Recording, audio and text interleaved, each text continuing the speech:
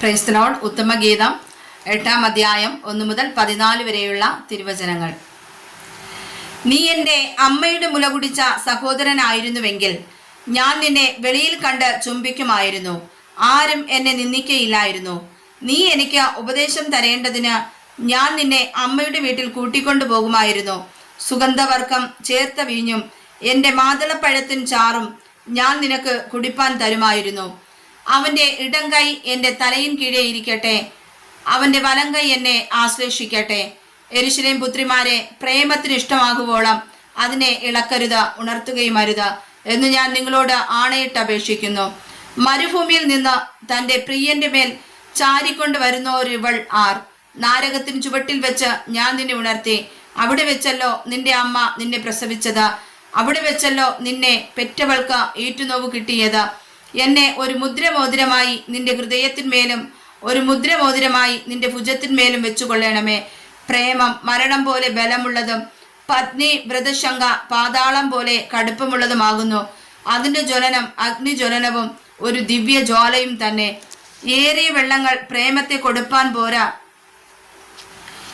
ഏറിയ വെള്ളങ്ങൾ പ്രേമത്തെ കെടുപ്പാൻ പോരാ, നദികൾ അതിനെ മുക്കിക്കളകയില്ല.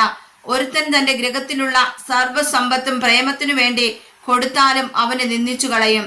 നമുക്ക് ഒരു ചെറിയ പെങ്ങളുണ്ട്, അവൾക്ക് സ്ഥാനങ്ങൾ വന്നിട്ടില്ല. അവളുടെ പെങ്ങൾക്ക് കല്യാണം പറയുന്ന നാളിൽ നാം അവൾക്ക് വേണ്ടി എന്തു ചെയ്യും?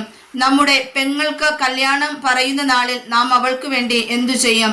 അവൾ ഒരു മതിലെങ്കിൽ അതിന്മേൽ ഒരു വെള്ളി മകുടം പണിയാമായിരുന്നു, ഒരു വാതിലെങ്കിൽ ദേവദാരു പലക കൊണ്ട് അടയ്ക്കാമായിരുന്നു. ഞാൻ മതിലും എൻ്റെ സ്ഥലങ്ങൾ ഗോപുരങ്ങൾ പോലെയും ആയിരുന്നു. അന്നു ഞാൻ അവൻ്റെ ദൃഷ്ടിയിൽ സമാധാനം പ്രാപിച്ചിരുന്നു.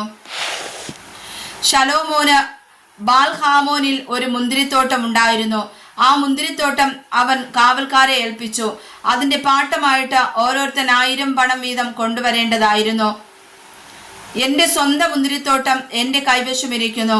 ശലോമോനെ, നിനക്ക് 1000-ഉം ഫലം കാക്കുന്നവർക്ക് 200-ഉം ഇരിക്കട്ടെ. ഉദ്യാന നിവാസിനിയെ, സഖിമാർ നിന്റെ സ്വരം ശ്രദ്ധിച്ചു കേൾക്കുന്നു, അതെന്നെയും കേൾപ്പിക്കണമേ. എൻ്റെ പ്രിയ, നീ പരിമള പർവ്വതങ്ങളിലെ ചെറുമാനിനും കലക്കുട്ടിക്കും തുല്യനായി ഓടിപ്പോക.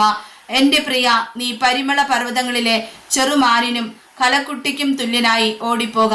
വായിച്ചതായ തിരുവചനങ്ങളാൽ കർത്താവ് നമ്മെ സമർത്ഥമായി അനുഗ്രഹിക്കുമാറാകട്ടെ. ആമേൻ.